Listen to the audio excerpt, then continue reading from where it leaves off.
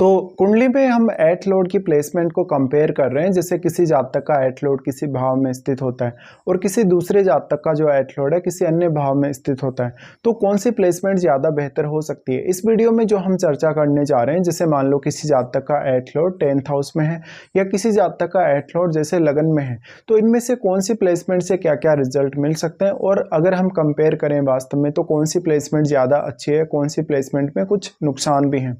देखा जाए तो सबसे पहले एट्थ हाउस की ही बात करते हैं या एट लॉर्ड की बात करते हैं। प्रत्येक लगन के हिसाब से जो आपका एट लॉर्ड होगा वो अलग अलग प्लैनेट होगा।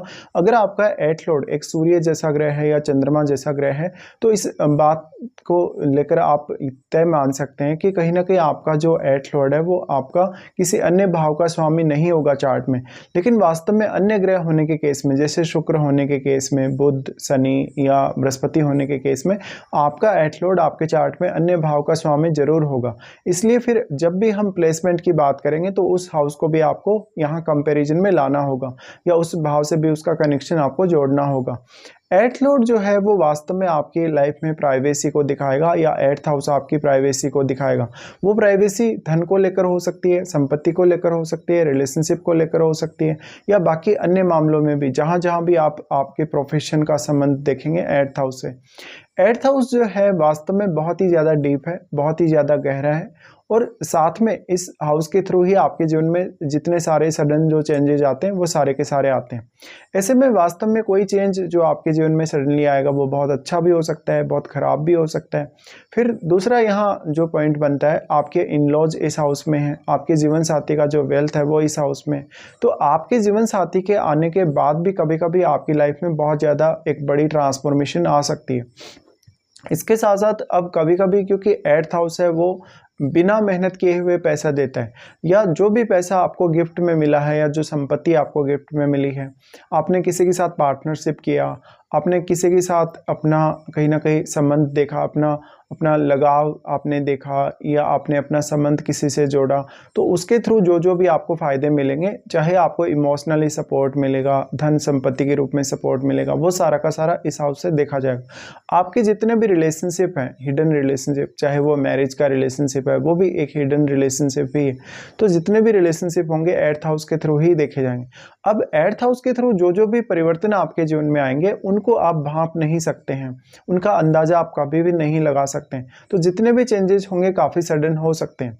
अब जो हमारी सबसे पहले प्लेसमेंट है उसको हम डिस्कस करें। अगर जैसे मान लो किसी का एट लॉर्ड 10th हाउस में आ गया, तो एट लॉर्ड 10th हाउस में आने से या तो आपके करियर में लगातार कोई ना कोई बदलाव आता रहेगा, और कभी कभी वो बदलाव ऐसा होगा कि वास्तव में आप उनको हैंडल नहीं कर पाएंगे।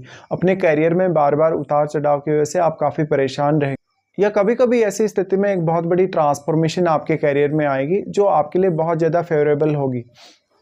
आपका एट्थ हाउस लॉर्ड का आपके 10th में आना ये भी दर्शाता है कि एट्थ हाउस से संबंधित आपका कोई ना कोई प्रोफेशन हो सकता है, या एट्थ हाउस से संबंधित आपका कोई भी काम हो सकता है। इस वजह से एट्थ हाउस का क्योंकि प्रभाव है या एट्थ लॉर्ड का प्रभाव 10th हाउस पर है, तो आपके काम में बहुत ज़्यादा गोपनीयता हो सकती है, प्राइवेसी हो सकती है, या ऐसा काम हो सकता है जहाँ पर आपको बहुत ज़्यादा कंसंट्रेट करना पड़ता हो, बहुत लंबे समय तक बैठे बैठे काम करना पड़ता हो, और जहाँ भी आप काम कर रहे हैं, जिस भी ऑफिस में आप हैं, वहाँ कोई आना जाना नहीं करता हो, वहाँ पर एंट्री कहीं ना कहीं दूसरे लोगों की है वो बंद हो, या आप ज़्यादातर वहाँ अकेले ही समय बिताते हो अपना काम करते हो। ज़्यादातर केस में ऐसे लोग जो गवर्नमेंट में किसी ऐसे डिपार्टमेंट में हैं जहाँ पर वो बहुत ज़्यादा जांच पड़ताल में लिप्त रहते हैं, बहुत ज़्यादा कोई हिडन ऐसी वो जांच कर रहे होते हैं, कोई पड़ताल कर रहे होते हैं वास्तव में, जैसे कि भ्रष्टाचार वगैरह है या बाकी अन्य मामलों में भी, तो वो एक ऐसी स्थिति बन जाती है जिसमें एट लॉर्ड आपका 10th हाउस में स्थित हो सकता है। तो एक जासूसी जैसी प्रवृत्ति ये आप में डेवलप करेगा। एट्थ हाउस का लॉर्ड 10th हाउस में आ गए तो आपके पास एक रिसर्च से रिलेटेड जॉब हो सकती है, आपके पास एक ऐसी साइंटिफिक जॉब हो सकती है जहाँ पर आप बहुत कुछ साइंटिफिक तरीके से करते हो, या बहुत ही डीपली जहाँ पर विषयों को आप एनालाइज करते हो। एट्थ हाउस बहुत ज़्यादा डीप है तो उतनी ही ज़्यादा गहराई से आप अपने प्रोफेशन को यहाँ देखें, यानी आपका प्रोफेशनल जो नज़रिया होना चाहिए अपने प्रोफेशन के लिए कहीं ना कहीं वो बहुत ज़्यादा डीप होना चाहिए। जैसा आपका एट्थ हाउस है वैसा ही होना चाहिए। प्रत्येक लगन के हिसाब से आपका एट लॉर्ड अलग अलग होगा तो वो प्रभाव भी अलग अलग प्रकार से डालेगा। वास्तव में आपका एट लॉर्ड किस अन्य भाव का स्वामी है, आपको उस भाव से भी कनेक्शन जोड़कर देखना होगा। जैसे मान लो अगर आपका एट लॉर्ड थर्ड हाउस का स्वामी है तो थर्ड हाउस आपका सेल्फ एफर्ट है, तो आपको यहाँ एफर्ट करने में मदद मिल सकती है। अब जैसे मान लो किसी का जो एट लॉर्ड है वो किसी का हो सकता है लगन का स्वामी है, तो फिर आपके लिए मान सम्मान और पॉपुलैरिटी लेकर ये प्लेसमेंट आ सकता है। ऐसी स्थिति में वास्तव में आप अपनी प्रोफेशनल लाइफ को लेके कैसे सोचते हैं, कैसे विचार करते हैं, क्या क्या आप प्लानिंग करेंगे आने वाले समय में, उसको आप जितना ज़्यादा सीक्रेट रखेंगे दूसरों से उतना ही ज़्यादा आपको यहाँ फ़ायदा मिलेगा। आपका एट लॉर्ड है वो बहुत कुछ चेंज कर सकता है, आपके प्रोफेशन के प्रति आपकी थिंकिंग को चेंज कर सकता है, आपके घरेलू जीवन को पूर्णतया वो बदल सकता है, आपको आपके प्रोफेशन के प्रति बहुत ज़्यादा डेडिकेटेड बना सकता है। लेकिन अगर प्लैनेट बहुत ज़्यादा क्रूर है तो ऐसे केस में कभी कभी शुरुआत में व्यवधान बहुत ज़्यादा आएंगे, करियर को लेकर परेशानियाँ बहुत ज़्यादा आएंगी, लेकिन आप इतने ज़्यादा सक्षम होंगे कि वो सारे के सारे जो भी रिजल्ट्स आपके सामने आएंगे उनको बहुत ही अच्छे से आप समायोजित कर लेंगे, उनको एडजस्ट कर लेंगे कहीं ना कहीं अपने एफर्ट के थ्रू। एट लॉर्ड का 10th हाउस में जाना कभी भी आपको कैरियर में ऐसा देखने को मिल सकता है कि सडनली आपका जॉब चला गया और फिर बहुत अचानक से कभी भी आपको जॉब मिल सकता है। और ऐसी स्थिति में आप लेकिन ये एक्सपेक्ट नहीं कर रहे होते कि आपका जॉब आपको बहुत जल्दी मिल जाएगा। अब आपका जो एट लॉर्ड है वो आपके चार्ट में 4th हाउस को प्रभावित करेगा निश्चित तौर पे, क्योंकि वो अपनी पूर्ण दृष्टि से आपके 4th हाउस पर दृष्टि डाल रहा है। और पूर्ण दृष्टि से जब भी दृष्टि पड़ेगी यहाँ पर 4th हाउस पर तो आपका घरेलू जीवन, आपका भौतिक सुख साधन वो सब के सब प्रभावित होंगे। तो आपका अब एट लॉर्ड किस प्रकार का ग्रह है और किस प्रकार का प्रभाव वो वास्तव में 4th हाउस पर डाल रहा है, और 4th में आपके कोई प्लैनेट स्थित है या नहीं। अगर आपके 4th हाउस में कोई भी प्लैनेट स्थित है तो उसका भी बहुत ही इंपॉर्टेंस रहेगा आपके कैरियर के लिए। लेकिन क्योंकि अब आपका एट लॉर्ड है वो 10th में आया तो 10th लॉर्ड आपके लिए बहुत इंपॉर्टेंट होगा। अगर मान लो आपके 10th लॉर्ड का संबंध आपके 7th हाउस से है या आपके 8th हाउस से है तो मैरिज के थ्रू आपके कैरियर में बहुत बड़ी एक चेंज या एक बहुत बड़ी ट्रांसफॉर्मेशन आपको देखने को मिल सकती है। आपका एट लॉर्ड का 10th हाउस में जाना शुरुआत में बहुत ही ज़्यादा अनसर्टेनिटी आप में डेवलप करेगा। करियर को लेकर कभी कभी आप बहुत ज़्यादा एफर्ट करते हुए नजर आएंगे। आपका ये जो 8th हाउस है इससे आपका जो 10th हाउस है वो तीसरा है, यानी जब भी आप देखेंगे 8th हाउस से आपका जो एट लॉर्ड है वो तीसरे में आया है, इसलिए यहाँ पर आपको एफर्ट बहुत ही ज़्यादा करने होंगे, जिम्मेदारियाँ भी बहुत ज़्यादा आपको वहन करनी होंगी। इस वजह से कभी कभी ऐसा ज़रूर होगा कि आप अपने घरेलू जीवन को समय नहीं दे पा रहे या खुद के लिए समय नहीं निकाल पा रहे, तो आपकी मानसिक सुख शांति, आपके भौतिक सुख साधन बहुत ज़्यादा प्रभावित होंगे और फैमिली रिलेशंस भी। ऐसे में आपकी वो ग्रह मदद कर सकता है आपके चार्ट में जो आपके 4th हाउस में बैठा है, और 4th हाउस में अगर कोई भी ग्रह बैठा है तो वो आपके क्योंकि एट लॉर्ड को प्रभावित कर रहा है तो उसका और आपके यहाँ एट लॉर्ड का संबंध कैसा है ये आपको देख लेना चाहिए। अब ये जो प्लेसमेंट है इसमें आपका जो एट लॉर्ड है वो 4th हाउस को प्रभावित करने के साथ साथ किसी भी अन्य भाव को वो प्रभावित कर सकता है अपनी दृष्टि से, तो आपको उन पर जरूर विचार कर लेना चाहिए। अब हम देखेंगे मान लो किसी का एट लॉर्ड जो है वो लगन में स्थित है। एट लॉर्ड का लगन में स्थित होना ये दर्शाता है कि वास्तव में 8th हाउस की क्वालिटीज आपके लगन में डिपॉजिट हो रहे हैं, और जिस भी प्रकार का वो ग्रह है जैसे उस ग्रह की क्वालिटीज वो की सारी कहीं ना कहीं आपके लगन में आ रही हैं।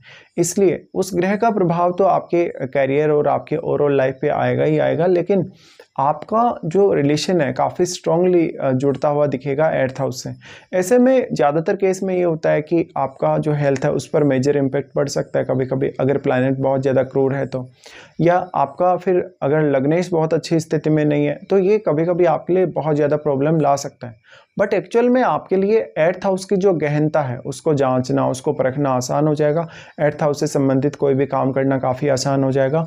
और वैसे भी आपका जो एट लॉर्ड है अगर आपके लगन में बैठ गया तो वो अपने से 6th में गया है। अपने से 6th में जाने की वजह से आपका कहीं ना कहीं 8th हाउस को लेके बहुत ज़्यादा एफर्ट हो सकता है, आप बहुत ज़्यादा प्रयास कर सकते हैं। तो जितने ज़्यादा प्रयास करते जाएंगे उतना ही ज़्यादा जो 8th हाउस जितना ज़्यादा वो डीप है उतना उसको आप खोज पाएंगे। ऐसी स्थिति में आपको कभी भी 8th हाउस से संबंधित अगर प्रोफेशन चुनना हो अपना तो उसके लिए ज़्यादा से ज़्यादा प्रयास करने चाहिए। एट लॉर्ड का आपके यहाँ पे आना, लगन में आना, आपको वो सारा अकल्ट का ज्ञान इजीली प्रदान कर सकता है, आपको रिसर्च की अच्छी क्षमता प्रदान कर सकता है, आपको इंट्यूशन बहुत अच्छी दे सकता है। साथ साथ में जैसे टैरो कार्ड रीडिंग है या बाकी जो भी जितने भी अकल्ट साइंसेस के जो फील्ड हैं उनमें आपको काफ़ी रुचि दे सकता है। तो अब वास्तव में आपका एट लॉर्ड किस प्रकार का प्लैनेट है, किस प्रकार की एनर्जी, किस प्रकार का कारकत्व वो आपके लगन में डिपॉजिट कर रहा है, ये आपके लिए काफ़ी महत्वपूर्ण होगा। साथ में लेकिन यहाँ लग्नेश की भूमिका भी उतनी ही ज़्यादा इंपॉर्टेंट है। अगर आपका लग्नेश 7th हाउस से संबंध बना रहा है या आपके 8th हाउस से संबंध बना रहा है, तो इस बात की संभावना और भी ज़्यादा तेज़ी से बढ़ जाएगी कि कहीं ना कहीं आप ऐसा कोई बिजनेस कर सकते हैं जो 8th हाउस से संबंधित हो। मैरिज होने के बाद अब कभी भी आपके स्वास्थ्य और आपके ओवरऑल लाइफ पे बहुत गहरा असर ये डाल सकता है ये प्लेसमेंट। तो आपको यहाँ काफ़ी अच्छे से विचार करना होगा। साथ में अब सप्तम भाव में जो बैठा हुआ ग्रह है आपके चार्ट में, वो भी आपके यहाँ अष्टमेश को काफ़ी प्रभावित करेगा। आपके चार्ट में अब जो सप्तम भाव में बैठा हुआ प्लैनेट है वो अपनी पूर्ण रूप से दृष्टि डाल रहा है आपके लगन पे। तो वास्तव में वो आपके लगन पे किस प्रकार का प्रभाव डाल सकता है और उसका आपके एट लॉर्ड के साथ किस प्रकार का संबंध है, ये आपको देखना चाहिए। और वास्तव में आपका लग्नेश कितना ज़्यादा मजबूत स्थिति में, अगर मान लो आपका लग्नेश बहुत ही मजबूत स्थिति में आपके चार्ट में बैठा है या उसका लगन से कोई भी संबंध है, तब आपके लिए 8th हाउस से संबंधित प्रोफेशन चुनना, 8th हाउस को जानना समझना या 8th हाउस की गहराई का पता लगाना और भी ज़्यादा आसान हो जाएगा। फिर ऐसे लोगों के लिए कोई भी ध्यान साधना, सिद्धि वगैरह प्राप्त करना, या जिनके लिए कहीं ना कहीं आप ये बोल सकते हैं कि जो भी स्पिरिचुअल एक्टिविटीज हैं उनमें भी ऐसा जो स्थिति है वो रुचि बढ़ाएगा, या किसी भी विषय में बहुत डीपली आप विचार कर सकते हैं। तो ऐसे में आपको दूसरों के लिए बहुत ज़्यादा इजी हो जाएगा, दूसरों के माइंड को रीड करना, दूसरों की जो मनोवृत्ति है उसको जानना। तो आपको दूसरों का माइंड रीड करने में काफ़ी मदद मिलेगी। बट ऐसा हो सकता है कि फिर लोग आपको उतना अच्छे से जज नहीं कर पाए, काफ़ी लोग आपसे मिसअंडरस्टैंडिंग रखेंगे या काफ़ी लोग आपको मिस जज करेंगे कभी कभी। तो ये सारी की सारी स्थितियाँ सामने आ सकती हैं। अब देखिए, कुछ केसेस में तो जो 8th लॉर्ड का 10th हाउस में आना है वो बहुत ही ज़्यादा अच्छा साबित होगा। कुछ केसेस में 8th लॉर्ड का आपके लगन में आना ज़्यादा अच्छा साबित होगा। ज़्यादातर केस में किसी भी जातक का 8th लॉर्ड अगर बृहस्पति है, अगर चंद्रमा है, तो उस केस में बहुत ज़्यादा अच्छा साबित हो सकता है आपके लगन में 8th लॉर्ड का आना। लेकिन बाकी ग्रहों के केस में आपको अलग अलग तरीके से विचार करना होगा। कुछ केसेस में आपका 8th लॉर्ड का 10th हाउस में होना बहुत ही ज़्यादा बेहतर होगा।